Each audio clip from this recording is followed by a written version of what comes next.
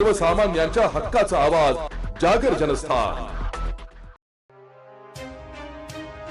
Nashik road भागातील Wadner gate येथे पुन्हा बिबट्याच्या हल्ल्यात एका 2 वर्षाच्या बालकावर बिबट्याने हल्ला केल्याची धक्कादायक घटना समोर येत आहे। आज दिनांक 24 सप्टेंबर रोजी सकाळी 8:30 वाजता वन विभागाकडून मिळालेल्या माहितीनुसार लष्करी जवानाचा 2 वर्षाचा बालक श्रुती गंगाधर हा वडनेर आर्मी गेट येथे 23 सप्टेंबर रोजी संध्याकाळच्या वेळी घराच्या अंगणात खेळत असताना बिबट्याने त्याच्यावर झडप घेत श्रुतिकेला जबड्यात ओढून नेले। रात्रभरापासून वन विभागाच्या अधिकाऱ्यांनी तसेच 200हून अधिक लष्करी जवान श्रुतिकचा शोध घेत आहे, परंतु अद्याप तो मिळून आला नाहीये। याच परिसरातून एका 4 वर्षाच्या आयुष भगत यालाही बिबट्याने भक्ष्य केलं होतं। त्यावेळी माजी नगरसेवक केशव पोरजे यांच्यासह पंचक्रोशीतील नागरिकांनी नाशिक रोड ते थेट वन विभागाच्या कार्यालयावर भव्य मोर्चा सुद्धा काढला होता, परंतु वन विभागाच्या अधिकाऱ्यांनी ठोस असे पावले न उचलल्याने पुन्हा 2 वर्षाच्या बालकाचा जीव धोक्यात आलाय। अजून किती बळी जाणार असा प्रश्न उपस्थित होत आहे। श्रुतिकचा अद्याप कुठलाही तपास न लागल्याने परिसरात तणावाचे वातावरण पसरले। जागर जनस्थानसाठी प्रतिनिधी संदीप नवसे, नाशिक।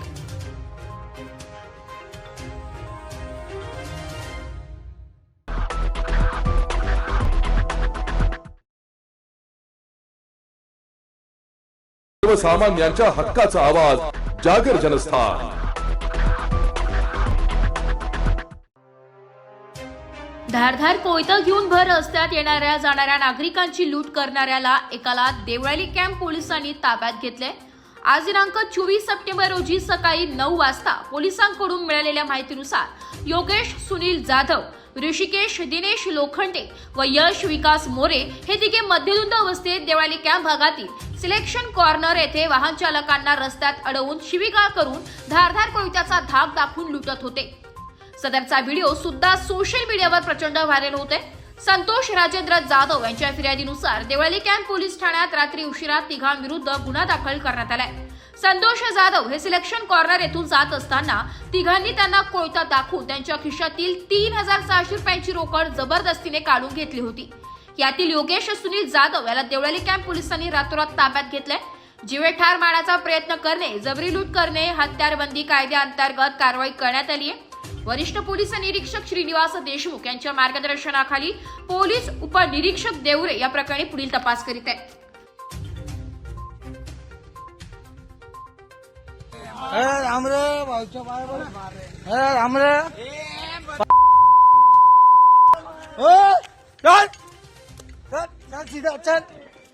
मार तू मार,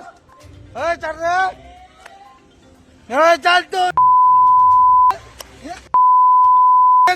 अरे मोरे मला पाहून सगळे पळतील। जागर जनस्थानसाठी प्रतिनिधी संदीप नवसे, नाशिक।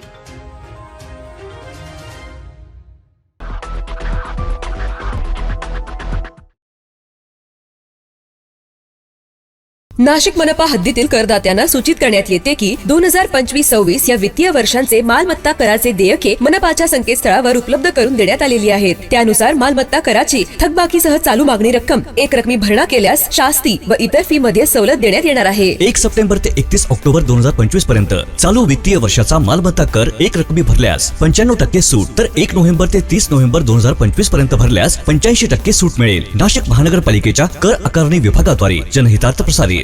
सर्वसामान्यांच्या हक्काचा आवाज जागर जनस्थान। मराठा आरक्षणाचा मुद्दा प्रलंबित असतानाच आता बंजारा समाजाने आम्हाला अनुसूचित प्रवर्गात सामावून घेत आम्हाला देखील SSC ST मधून आरक्षण मिळावे या मागणीसाठी आंदोलन सुरू केले असून आज नांदगाव तालुका येथे बंजारा समाजाच्या वतीने भव्य मोर्चा काढण्यात आलाय। यात प्रामुख्याने अनुसूचित प्रवर्गात बंजारा समाजाचा समावेश करून बंजारा समाजाला SSC मधून आरक्षण मिळावे ही मागणी करण्यात आली आहे। यासह इतर अनेक मागण्यांसाठी देखील आंदोलन करण्यात आले। या मोर्चाला बंजारा समाजाचे नागरिक मोठ्या संख्येने उपस्थित होते।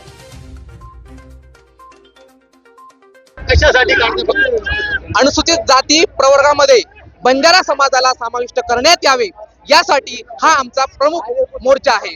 यामध्ये मी सरकारला सांगू इच्छितो की मागच्या 30 ते 35 वर्षापासून बंजारा समाज हा ब्रिटिशांनी काढलेला 1871चा जो कायदा होता त्या कायदा अन्वये बंजारा समाजाला आज चोर किंवा त्याला क्रिमिनल म्हणून संबोधलं गेलं आणि 1871 पासून आजपर्यंत बंजारा समाज हा आर्थिक, सामाजिक आणि शैक्षणिक मागास राहिला आहे।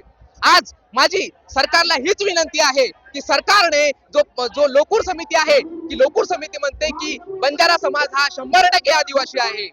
त्याच नंतर अनेक सीपीसी असेल, सीआरपी असेल, प्रत्येक गोष्टीमध्ये बंजारा समाज हा आदिवासी म्हणून उल्लेख केला गेला आहे। तर ही 30-35 वर्षाची लढाई आहे। ही लढाई बंजारा समाजाला एसटी प्रवर्गामध्ये समाविष्ट करण्यात यावे हीच आमची बंजारा समाजाची नांदगाव तर्फे प्रमुख मागणी आहे। मी ऍडव्होकेट किरण संगा जाधव, नांदगाव। जागर जनस्थानसाठी प्रतिनिधी आमीन शेख, मनमाड।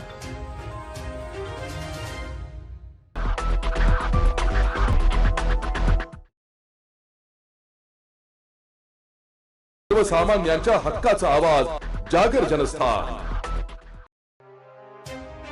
गेल्या काही दिवसांपासून धुळे जिल्ह्यात सुरू असलेल्या मुसळधार पावसामुळे जनजीवन हे विस्कळीत झाले असताना दुसरीकडे मात्र याचा फटका भाजीपाला उत्पादक शेतकऱ्यांना बसलाय। होत असलेल्या मुसळधार पावसामुळे भाजीपाला पिकाचे प्रचंड मोठे नुकसान झाले असून कृषी उत्पन्न बाजार समितीमध्ये भाजीपाल्याची आवक कमी झाल्यामुळे दरामध्ये मोठ्या प्रमाणात वाढ झाली आहे। टमाटे, गिलके, दोडके, वांगे यासह पालेभाज्या यांचे देखील दर मोठ्या प्रमाणात वाढले आहेत। धुळे कृषी उत्पन्न बाजार समितीमध्ये 3 दिवसाआधी टमाट्याचे एका कॅरेटचे दर हे 100 ते 150 रुपये होते, मात्र तेच दर आता 350 ते 400 रुपयांवर येऊन पोहोचले। गिलके असतील, दोडके, वांगे यांचे देखील भावे गगनाला भिडले। त्यामुळे पुढील काही दिवस सर्वसामान्य नागरिकांच्या खिशाला कात्री लागणार आहे। गेल्या 2-3 दिवसापासून संपूर्ण महाराष्ट्रामध्ये प्रचंड पावसाचा जोर वाढल्यामुळे या ठिकाणी शेतकऱ्याचा मालाचं उत्पादन अत्यंत कमी झालेलं आहे। बिघ्याला ज्या शेतकऱ्याचे 60-70 कॅरेट निघत होते ते अचानक कमी होऊन आता फक्त 15-20 कॅरेटांवरच त्याचा माल या ठिकाणी येतोय बिघ्याला। त्यामुळे या टमाट्याचे रेट या ठिकाणी प्रचंड वाढलेले आहेत। आज धुळे कृषी उत्पन्न बाजार समितीमध्ये टमाट्याचे रेट 350 ते 400 रुपयापर्यंत या ठिकाणी विकलं गेलेलं आहे। तोच भाव 2 ते 3 दिवसापूर्वी मात्र 100 आणि 150 रुपयापर्यंत विकला जात होता तो टमाटा आणि आज आवक कमी झाल्यामुळे तो 350 ते 450 रुपयापर्यंत विकला गेलेला आहे। तसेच इतर भाजीपालाही या ठिकाणी त्याचे भाव वाढलेले आहे। पावसामुळे जे गिलकं या ठिकाणी 25-30 रुपये जात होतं ते 50-55 रुपये किलो जातं आहे। कोथिंबीरचा भाव वाढलेला आहे। जे वांग्याचं कॅरेट 400-500 रुपये जात होतं 15 किलोचं ते आज 700 ते 800 रुपयापर्यंत विकलं गेलेलं आहे। दुधी 10-15 रुपये किलो होती ती आज 20-25 रुपये किलो विकली गेलेली आहे। सर्वच मालाचे भाव आज या ठिकाणी भाव वाढलेले आहे। मार्केटमध्ये मालच कमी आलेला आहे। पावसामुळे शेतकऱ्यांचा मालच या ठिकाणी पोचलेला नसल्यामुळे असं या पद्धतीने माल विकला गेलेला आहे। जागर जनस्थानसाठी प्रतिनिधी रूपक बिरारी, धुळे।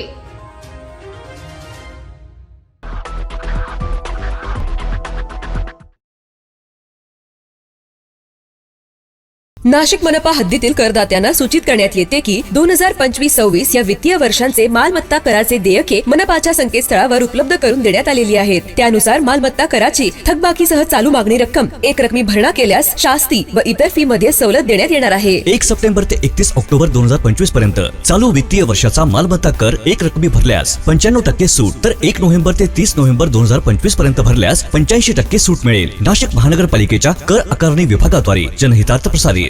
सर्वसामान्यांच्या हक्काचा आवाज, जागर जनस्थान।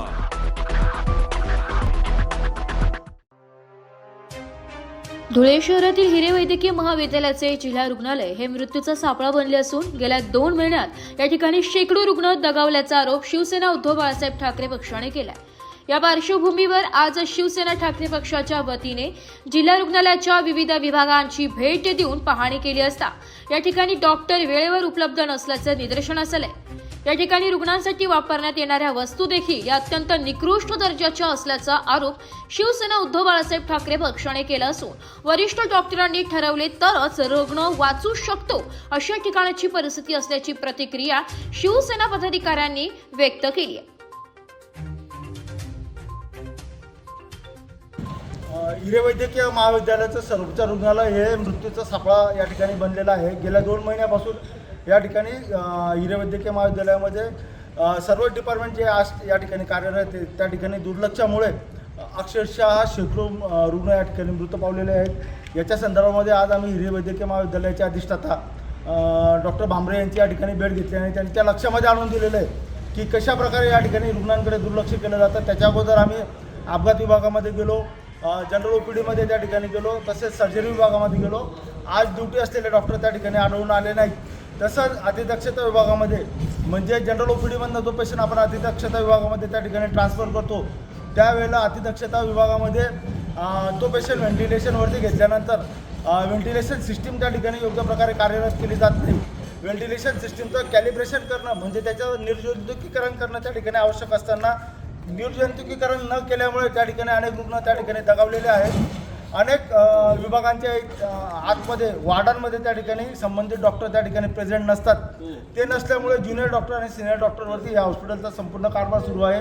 ज्युनियर आणि सिनियर डॉक्टर आणि इंटर्नी डॉक्टरला त्या ठिकाणी निर्णय घेण्याची क्षमता नसते. पेशंट क्रिटिकल झाल्यानंतर त्या ठिकाणी रेंज नसल्यामुळे तो संबंधित डॉक्टरला फोन लावू शकत नाही. त्यामुळे देखील अनेक रुग्ण त्या ठिकाणी दगावलेले आहेत. गेल्या 2 महिन्यामध्ये या ठिकाणी ज्या पॉयझनच्या केस आलेल्या होत्या त्या पॉयझनच्या केसमध्ये देखील सर्व पेशंट या ठिकाणी दगावल्यामुळे 2 महिन्यापासून हे रुग्णालय या ठिकाणी मृत्यूचा सापळा बनलेला आहे. अनेक वेळा या ठिकाणी शिवसेना उद्धव बाळासाहेब ठाकरे पक्षाच्या माध्यमातून आम्ही आंदोलनं करत असतो.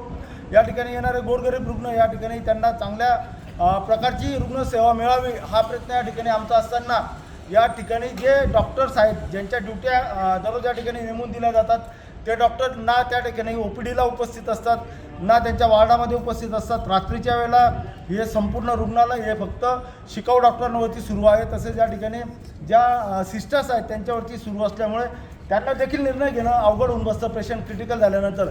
त्यामुळे या ठिकाणी सगळ्याच्या सगळे मृत्यू पावत आहेत. या सगळ्या गोष्टी आम्ही डॉक्टर भांबरे यांच्या लक्षामध्ये आणून दिलेल्या आहेत. डॉक्टर भांबरेंनी या ठिकाणी आम्हाला आश्वासन दिलेलं आहे की येणाऱ्या काळामध्ये या रुग्णालयाचा जो मृत्यूदर आहे तो आम्ही निश्चितच त्याच्याविषयी अभ्यास करू आणि तो मृत्यूदर आम्ही कमी करण्याचा प्रयत्न या ठिकाणी करू. अत्यंत धोकेदार अत्यंत निंदाजनक असा हा प्रकार या ठिकाणी आहे आणि स्पॉट व्हिजिट केल्यानंतर अनेक डॉक्टर त्या ठिकाणी आढळून आलेले नाही आहेत. त्याच्या संदर्भामध्ये देखील आम्ही या ठिकाणी कंप्लेंट केली. जागर जनस्थानसाठी प्रतिनिधी रूपक बिरारी, धुळे.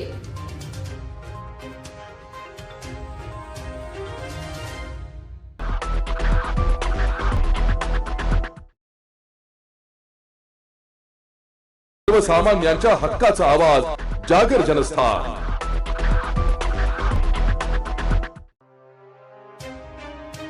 त्र्यंबकेश्वर येथे वार्तांकनासाठी गेलेल्या 3 पत्रकारांवर गुंड प्रवृत्तीच्या व्यक्तींनी केलेल्या हल्ल्याचा निषेधार्थ मूर्तिजापूरच्या पत्रकारांनी उपविभागीय अधिकारी यांच्या मार्फत मुख्यमंत्र्यांना एका निवेदनाद्वारे या हल्ल्यातील दोषींवर तातडीने कठोर कारवाई करण्याची मागणी यावेळी रेटून धरण्यात आली आहे. 20 सप्टेंबर 2025 रोजी शनिवारी पत्रकार योगेश खरे, अभिजित सोनवणे आणि किरण ताजने हे त्र्यंबकेश्वर येथील स्वामी समर्थ केंद्राजवळील पार्किंगमध्ये बातमी संकलनासाठी गेले होते. त्याचवेळी काही गुंड प्रवृत्तीच्या लोकांनी त्यांच्यावर दगडफेक आणि लाथाबुक्क्यांनी मारहाण केली. भविष्यात पत्रकारांवर हल्ले होणार नाही त्याकरिता सरकारने तत्काळ कठोर पावले उचलावीत असेही मूर्तिजापूरच्या समस्त पत्रकारांनी दिलेल्या निवेदनात म्हटले. पत्रकारांवर हल्ला होणे गंभीर बाब असून हल्लेखोरांची हिंमत झालीच कशी असा प्रश्न यावेळी उपस्थित करण्यात आलाय. या हल्ल्यात किरण ताजने गंभीर जखमी झाले असून त्यांना रुग्णालयात दाखल करण्यात आले. त्यांच्यावर सध्या उपचार सुरू आहे. या घटनेमुळे पत्रकार समाजामध्ये तीव्र संताप व्यक्त होत आहे. पत्रकारांवरील वाढते हल्ले हे लोकशाहीच्या 4थ्या स्तंभावर केलेला हल्ला आहे. पत्रकार हे समाजातील सत्य घटना लोकांपर्यंत पोहोचविण्यासाठी अहोरात्र कष्ट घेतात. अशा व्यक्तींवर होणारे हल्ले अत्यंत निंदनीय आहेत. यावेळी ज्येष्ठ पत्रकार अनिल अग्रवाल, अविनाश बेलाडकर, दीपक जोशी, दीपक अग्रवाल, विलास नसले, जयप्रकाश रावत, दिलीप देशमुख, संतोष माने, प्रतीक कुरेकर, समाधान इंगळे, मिलिंद जामणिक, नरेंद्र खवले, अंकुश अग्रवाल, गौरव अग्रवाल, अंकुश अग्रवाल, रोहित सोळंके, बाळासाहेब गणोरकर, श्याम वाळस्कर, सुनील वानखडे, उद्धव कोकणे, ॲडव्होकेट निलेश सुख सोहळे, नितीन टाले, नागोराव तायडे, मोहम्मद शब्बीर, मुमताज खान, विशाल नाईक, संजय उमक, योगेश आगाशे, श्याम काकडे, अजय प्रभे, अथर खान आदी पत्रकार बांधव मोठ्या संख्येने उपस्थित होते. आज विजापूर पत्रकार संघाच्या वतीने ज्या प्रकारे निवेदन सादर करण्यात आलेल्या संदर्भात काय सांगाल त्या संदर्भात? कुठेतरी प्रशासनाच्या वतीने जो कायदा करण्यात आलेला आहे, पत्रकार हल्ला कृती समिती असेल किंवा कायदा करण्यात आलेला, हा कुठेतरी कमी पडत आहे असं वाटतं का? हा कुठेतरी कमी पडत आहे किंवा त्या अनुषंगाने कारवाया होत नाहीये? पत्रकारांच्या संरक्षणासाठी जो कायदा सरकारने केलेला आहे तो कायदा पुरेसा आहे, पण त्याची अंमलबजावणी ज्या पद्धतीने व्हायला पाहिजे त्या पद्धतीने ती होताना दिसत नाही. आणि म्हणून मग पत्रकारांवर होणारे जे हल्ले आहेत ते कायमस्वरूपी सुरू आहेत. त्याच्यामध्ये काही कुठल्या प्रकारचा खंड पडला नाही, कुठल्या प्रकारची कमतरता त्याच्यामध्ये आलेली नाही. याचा अर्थ असा आहे की त्या कायद्याचा वचकच अशा प्रकारचे गुन्हे करणाऱ्यांवर बसलेला नाही. तो वचक बसवण्यासाठी शासनाने आता प्रयत्न केला पाहिजे आणि पोलीस प्रशासनाला जरा मोकळं सोडलं पाहिजे, चांगले अधिकार दिले पाहिजेत, सक्षम बनवलं पाहिजे की अशा प्रकारच्या पत्रकारांवर, पत्रकार जर काही करत असेल तर तो समाजाच्या भल्यासाठीच काम करत असतो. तो काही स्वतःसाठी काम करत नाही आणि स्वतःसाठी काम करणारा असेल तर त्याला त्याचा प्रसाद मिळतोच, तो आपोआपच त्याला मिळतो, त्याच्याबद्दल काही कोणाचं म्हणणं नसते. पण समाजाचे प्रश्न घेऊन जर पत्रकार झगडत असेल आणि त्या झगड्यात जर त्याला असे समाजकंटक आळ येऊन त्याच्यावर हल्ले करत असतील तर ते मात्र पत्रकार म्हणून आम्ही कोणीही खपवून घेणार नाही. आम्ही पत्रकार संघटना कुठल्याही असोत, सगळे पत्रकार अशा ठिकाणी, सगळ्या पत्रकार संघटनांचे पत्रकार अशा ठिकाणी एकत्रित येऊन सक्षमपणे लढा देऊ, शासनाच्या विरोधात उभे राहू आणि शासनाला हा कायदा बळकटपणे अंमलबजावणी त्याची केली गेली पाहिजे यासाठी बाध्य करू. सांगाल, आज आपण निवेदन सादर केलेलं आहे पत्रकार हल्ल्या संदर्भात. 20 सप्टेंबर 2025 रोजी त्र्यंबकेश्वर येथे वृत्त संकलन करण्याकरिता गेलेल्या वृत्तवाहिनींच्या पत्रकारांवर तेथील काही गुंड प्रवृत्तीच्या इस्मांनी जीवघेणा हल्ला केला, ज्याच्या मध्ये तिघही पत्रकार गंभीररित्या जखमी झाले. ज्यावेळेस त्यांच्याजवळ कॅमेरे आहेत, त्यांच्या गाड्या लागलेल्या आहेत मोठ्या मोठ्या, आणि हे माहिती आहे की हे पत्रकार आहेत, हे वृत्त संकलन करण्याकरिता आलेले आहेत, असं असताना देखील त्यांच्यावर जीवघेणा हल्ला करणे म्हणजे कुठेतरी हा लोकशाहीवर हल्ला करण्यासारखा आहे. आणि अशा ह्या गावगुंडांना किंवा या माफियांना आपल्या जे काही नियम आहेत किंवा जे कायदे आहेत त्याची कुठलीही भीती राहिलेली नाही आणि म्हणून वारंवार पत्रकारांवर असे जीवघेणे हल्ले होतात. मागे एका पत्रकाराला गाडीखाली चेंगरून ठार मारण्यात आलं. अशा मोठ्या प्रमाणात पत्रकारांवर सातत्याने हल्ले होतात. पत्रकार आपले जीव धोक्यात घालून जनतेचे प्रश्न, त्याचे काही स्वतःचे प्रश्न नसतात, परंतु तो जनतेचे प्रश्न किंवा राज्याच्या आणि राष्ट्राच्या हिताच्या आड येणारे ज्या काही गोष्टी आहेत त्या उजागर करतो, त्या शासनासमोर नेण्याचा प्रयत्न करतो, जनतेसमोर आणण्याचा प्रयत्न करतो. आणि असं असताना देखील त्याच्यावरच असे जीवघेणे हल्ले होत असतील तर कुठेतरी आपण शासन म्हणून कमी पडत आहात असं आम्हाला शासनाला आता म्हणावं लागेल. त्यामुळे येणाऱ्या काळात असा हल्ला कुठल्याही पत्रकारावर होणार नाही. त्याकरिता जे काही आता कायदे आहेत त्याच्यापेक्षा जास्त कडक कायदे शासनाने करावेत आणि या हल्लेखोरांवर मकोका लावावा. अन्यथा आम्ही पुढच्या महिन्यात मुंबईला विधान भवनासमोर आंदोलन केल्याशिवाय राहणार नाही. जागर जनस्थानसाठी कॅमेरामॅन श्याम वाळस्करसह ब्युरो चीफ प्रतीक कुरेकर, मूर्तिजापूर, अकोला.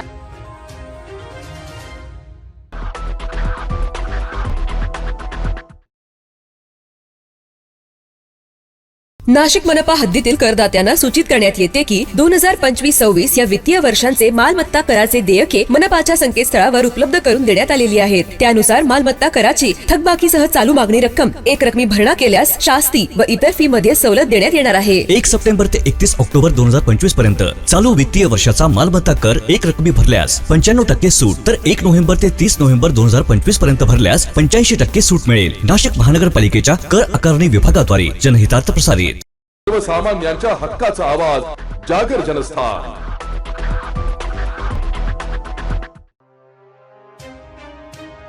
धुळे शहरात आदिवासी समाजाचा एल्गार पाहायला मिळालाय. एकलव्य आदिवासी युवा संघटनेच्या नेतृत्वाखाली शहरातील फाशी पूल परिसरातून जिल्हाधिकारी कार्यालयावर भव्य मोर्चा काढण्यात आलाय. यावेळी बंजारा व धनगर समाजाला अनुसूचित जमाती प्रवर्गात समाविष्ट करण्यास तीव्र विरोध दर्शवित जिल्हा प्रशासनाला मागणी करण्यात आली आहे की धनगर आणि बंजारा समाजाला दिवशीने आरक्षण लागू करू नये अशी मागणी करण्यात आली आहे. या दरम्यान एल्गार मोर्चात आदिवासी संघटनात्मक हक्कांवर गदा आणू नका, आरक्षण आमच्या हक्काचे नाही कोणाच्या बापाचे अशा घोषणा देत आंदोलकांनी परिसर दणाणून सोडलाय.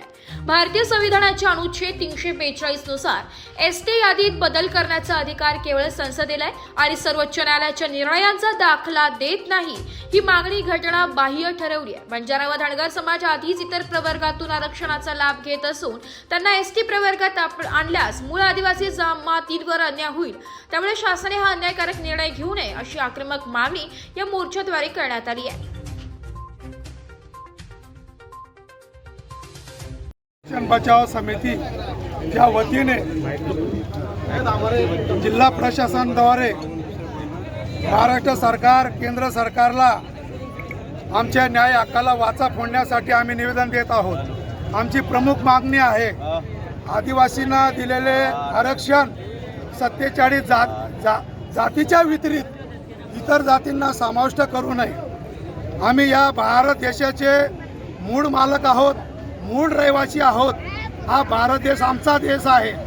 या भारत देशाच्या मूळ मालकाला या ठिकाणी भीक मागण्याची पाळी येत आहे. हे आता आम्ही कदापित सहन करणार नाही.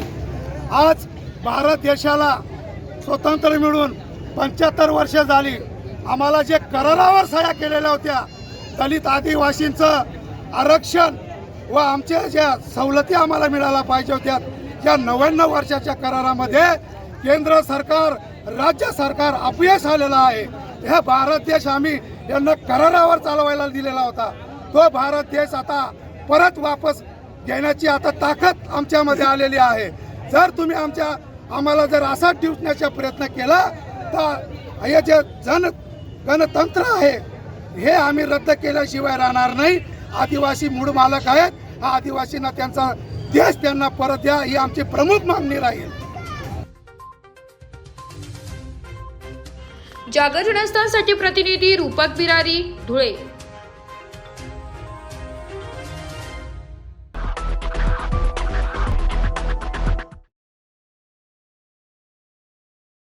सर्वसामान्यांच्या हक्काचा आवाज जागर जनस्थान.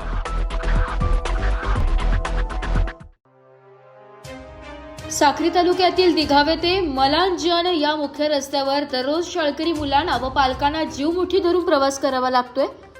लाटीपाडा धरणाच्या उजवा कालवा चारीमधून काही शेतकरी चारीचा बांध फोडून पाणी आपल्या शेतात वळवत आहे. या बेकायदेशीर पाण्याच्या वाहतुकीमुळे रस्त्यावर मोठ्या प्रमाणात पाणी साचते. त्यामुळे शाळकरी विद्यार्थी, महिला व ग्रामस्थांना शाळा, बाजारपेठ व इतर ठिकाणी जाण्यास मोठ्या अडचणी निर्माण होत आहेत. मुलांना शाळेत जाताना पाणी ओलांडावे लागते तर अनेक वेळा घसरून जखमी होण्याच्या घटना देखील घडतात. ग्रामस्थांनी या गंभीर समस्येकडे शासन व प्रशासनाने तातडीने लक्ष देण्याची मागणी केली आहे. अन्यथा मोठा अपघात घडल्यास त्यास जबाबदार कोण असा सवाल नागरिक करीत आहेत. जागर जनस्थानसाठी प्रतिनिधी रूपक बिरारी, धुळे.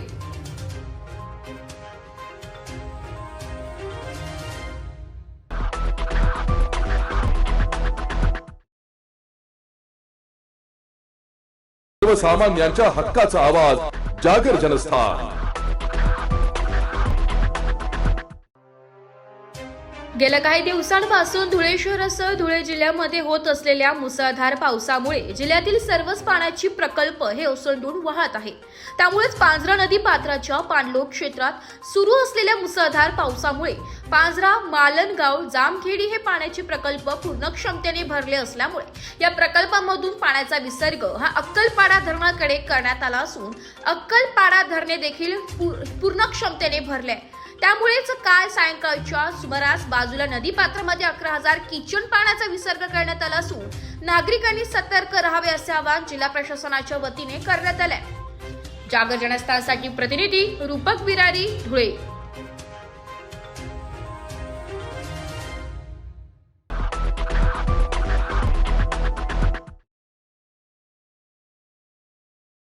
नाशिक मनपा हद्दीतील करदात्यांना सूचित करण्यात येते की 2025-26 या वित्तीय वर्षांचे मालमत्ता कराचे देयके मनपाच्या संकेतस्थळावर उपलब्ध करून देण्यात आलेली आहेत. त्यानुसार मालमत्ता कराची थकबाकीसह चालू मागणी रक्कम एक रकमी भरणा केल्यास शास्ती व इतर फी मध्ये सवलत देण्यात येणार आहे. 1 सप्टेंबर ते 31 ऑक्टोबर 2025 पर्यंत चालू वित्तीय वर्षाचा मालमत्ता कर एक रकमी भरल्यास 95% सूट, तर 1 नोव्हेंबर ते 30 नोव्हेंबर 2025 पर्यंत भरल्यास 85% सूट मिळेल. नाशिक महानगरपालिकेच्या कर आकारणी विभागाद्वारे जनहितार्थ प्रसारित.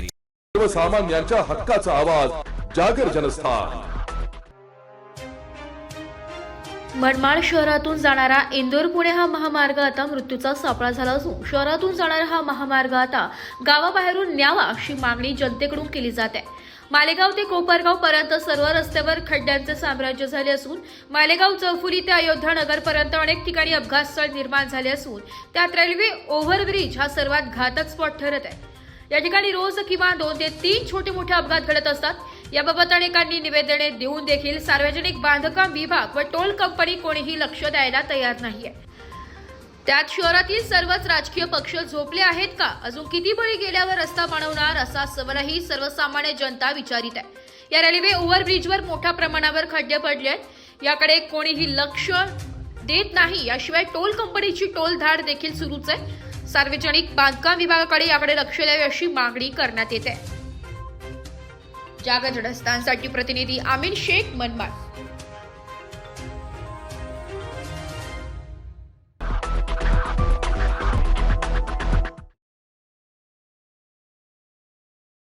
सर्वसामान्यांच्या हक्काचा आवाज, जागर जनस्थान.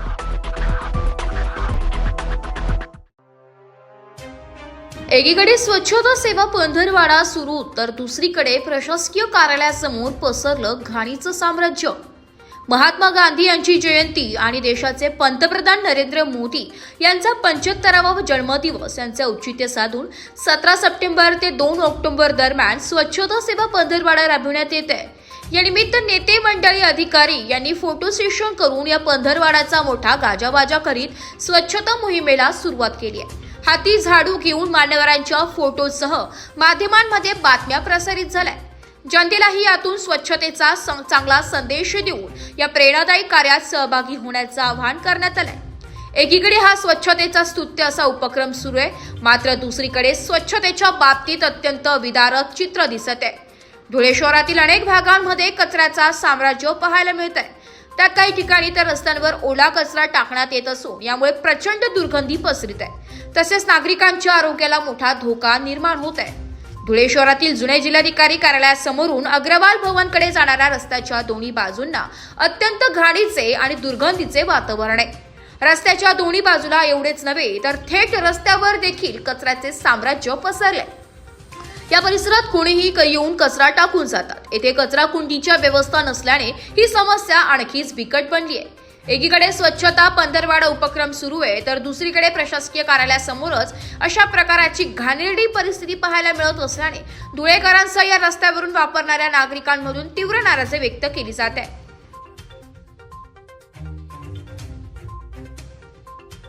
जागर जनस्थानसाठी प्रतिनिधी रूपक बिरारी, धुळे.